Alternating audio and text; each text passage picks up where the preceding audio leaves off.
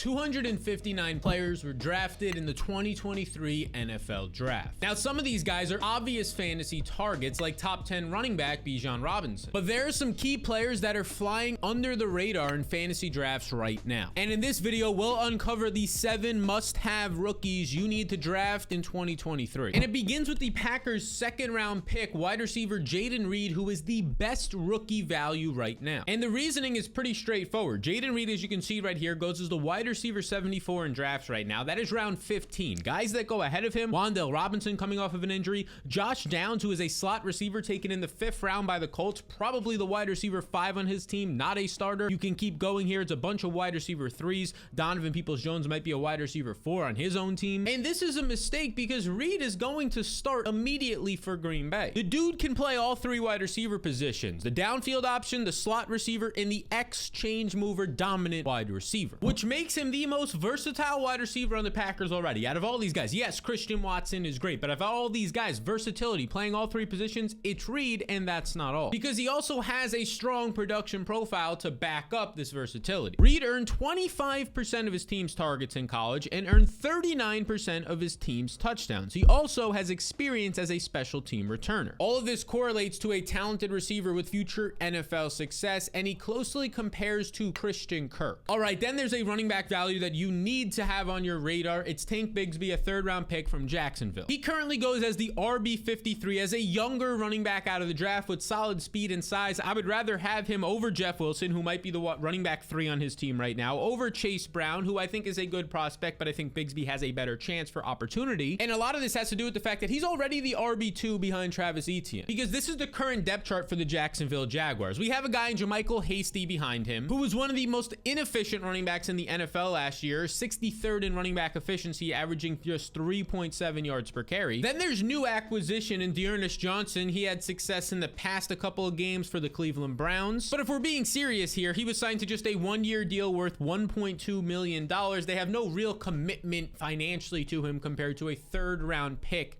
in Tank Bixby. And these guys also don't have the same production profile in college as Bixby, who was dominant in the SEC. As you can see from his player profile or game logs, over his last 2 years in college, he averaged over 1,000 rushing yards per year, 10 touchdowns in each of those games, and the big thing came in 2022. And that big thing was receptions, the running back cheat code. He had 30 catches, 43% more than his previous career high. And this is where he can make an immediate impact for the Jaguars, who didn't trust Travis Etienne in the receiving game just a year ago. And that sounds kind of crazy to say this, as Etienne had almost 50 catches his final year of college, but last year he ranked just 22nd in running back targets. And even more telling on how the Jaguars felt about him, he ranked just 27th, I love this stat by Player Profiler, in route participation. What does that mean? It means how much he was actually out there running a route, how much they trusted him. Instead, they trusted James Robinson when he was on the Jaguars, and then they trusted JaMycal Hasty more than Etienne. And now you enter Bixby, who's easily a top 5 pass catching running back in this draft class, and he is going to be a strong value in round 15 for you. Now let's discuss wide receiver Trey Palmer out in Nebraska. Look, he was just a 6th-round pick, but he actually has a real chance to start for Tampa. First off, according to the Player Profile workout metrics, he has elite speed. His 40 time at 4.33 was the fastest in this class. And Palmer was dominant in college at Nebraska. He had a 46% college dominator. That's 46% of the team's offensive production. And now he gives the Bucs something they don't have: a big field stretcher. Because this is the Bucs' current wide receiver depth chart. Just 6 receivers on there. Obviously, Evans and Godwin, they're going to start this year, but after that, you don't have to worry about Geiger or Devin Tompkins. It really just comes down to Russell Gage and Trey Palmer. And Gage, who enters his age 27 season, wasn't great last year. He was 80th in wide receiver efficiency, his yards per route run, despite having the 4th most accurate targets. So the targets were on route.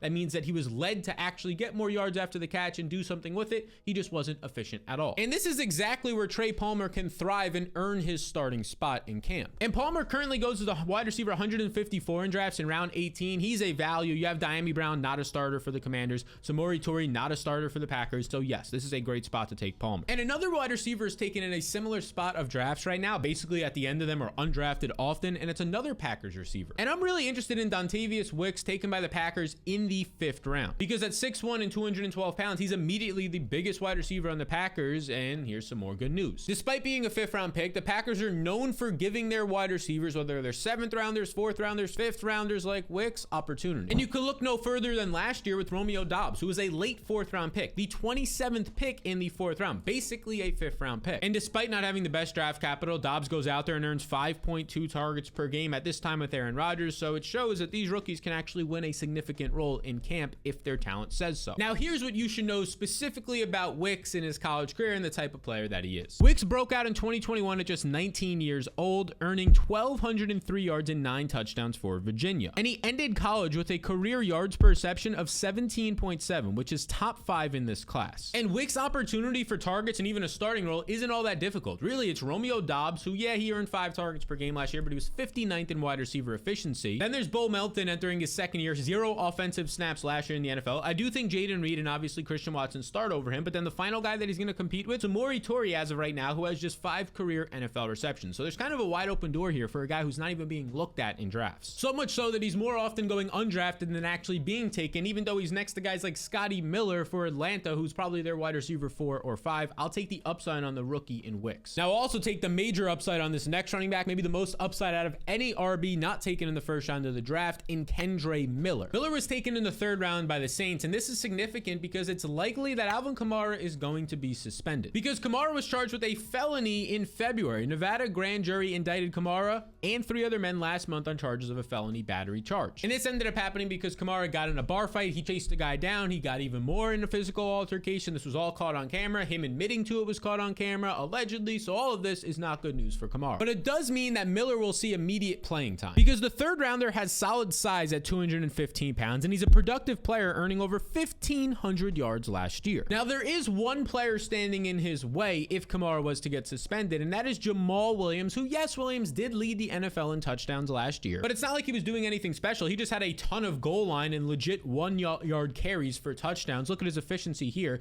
54th in true yards per carry. That's his rushing, 50th when you factor in his receiving ability. None of that is great, and this is where Miller can take advantage. So consider the 3rd round rookie in round 12 right now. He goes around some other guys like Jerick McKinnon, who's not a starter for Kansas City, Roshan Johnson, who's going to be in a 3-headed backfield for Chicago, Tyler Algier, a clear backup behind Bijan Robinson. Miller has the most upside in this range to actually start. And now this next running back is not going to start right away, but he's definitely going to be the surefire handcuff for a stud RB. And that is Tyjae Spears out of Tulane. He landed in the 3rd round with the Tennessee Titans. And he's now the immediate backup to Derrick Henry because, look, the only other running backs here are Jonathan Ward, who likely doesn't even make the team, Julius Chestnut, an undrafted, he's athletic, but undrafted free agent, and then Hassan Haskins, who was a rookie last year, but during his time in college wasn't even efficient, just 27th percentile, so bottom 25% with 4.9 yards per carry. Wasn't much of a pass catcher, just a 5% target share, doesn't even hit the top 50 percentile. But if you compare this to Tyjae Spears' college production, oh, it's way better than Hassan Haskins. For starters, according to Player Profiler, he had a 31% college dominator. That's top 25% all time for a running back, so that's great. And then last year alone, when you factor in his almost 1,600 rushing yards, 250 receiving yards, he had over 1,800 total yards, while averaging an insane 6.9 yards per carry, way better than the 4.9 than Hassan Haskins had. This is top 10% of all time and a much better target share than Haskins,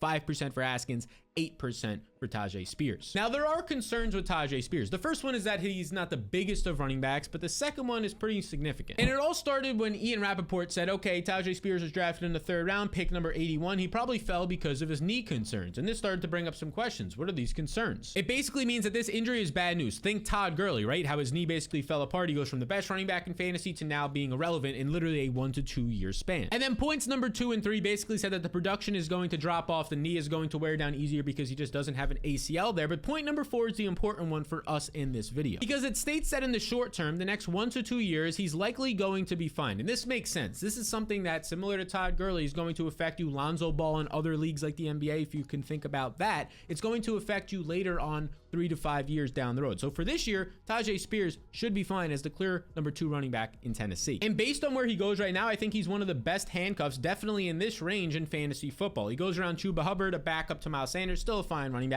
Leonard Fournette, who's a free agent as of this recording. Kenneth Gainwell, who might be the running back 3 in his backfield as of this recording. So I think it makes him a nice value in round 16. Now, before we get to the final rookie, and then I got a bonus player for you as well in this one, I want to let you know about the fantasy blueprint. And I just want to ask you this simple question. Do you want to win your fantasy league? league, beat your friends, take home that fantasy championship? Well, if so, the blueprint is for you. It will have all the tools and analysis you need to beat your friends, and it's simple to get. You just click the link in the description below and follow these 2 easy steps to obtain your fantasy blueprint. That's right, this is risk-free, and 99.9% of people didn't reach out last year because they were able to make their fantasy playoffs. So it will help you not just before the draft and for the draft, but even after. Every single week it will have tools as well. So go ahead and get your fantasy blueprint down below, and then also make sure you draft the #1 rookie receiver this year in Jordan Addison of the Minnesota Vikings, who currently goes in round 7 around guys like Dallas Goedert, Tyler Lockett, and DeAndre Swift. Look, Addison landed on the Minnesota Vikings, and he's immediately going to be the wide receiver 2 behind Justin Jefferson because Minnesota lost Adam Thielen this offseason. And as you can see here, this leaves Minnesota with 22.3% of their targets being vacated, meaning they have 107 targets now up for grabs for any other player, and that's likely going to be Jordan Addison. And the first round rookie in Jordan Addison is dynamic. He's known to be arguably and probably is the best route runner in this class. And this is what he did in his big 2021 season with Kenny Pickett when he was the best receiver in the country. He won that award, the Biletnikoff Award. This is what he was doing in his game logs.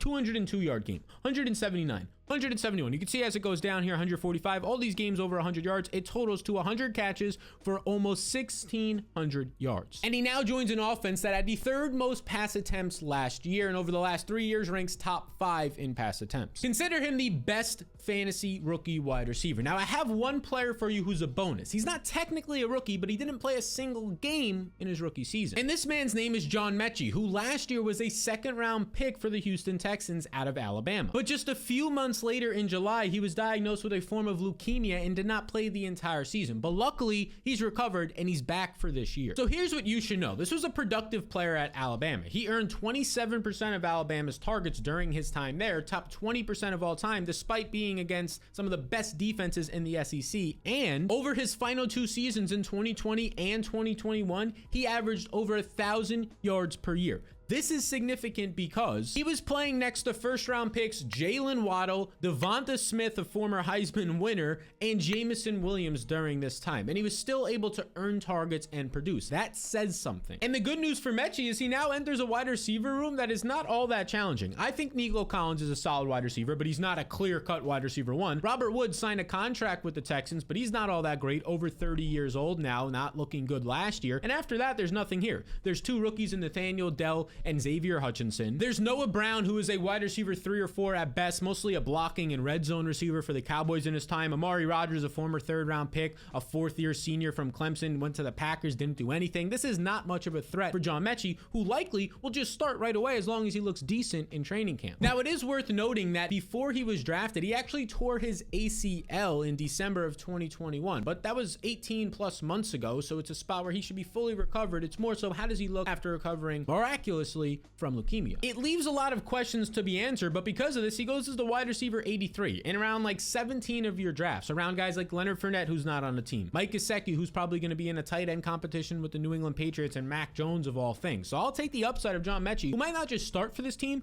but has a chance to be the wide receiver 1 or 2 for CJ Stroud. Oh yeah, that's a quarterback upgrade as well. So these are the 7 must-have rookies that you should know about in draft for 2023 fantasy football. Now, if you want to see some of the players that you should probably avoid because they lost this past off season, well, check out this lovely video right here. And be sure to hit the subscribe button to stay up to speed on videos that will help you dominate and smack around your friends in 2023.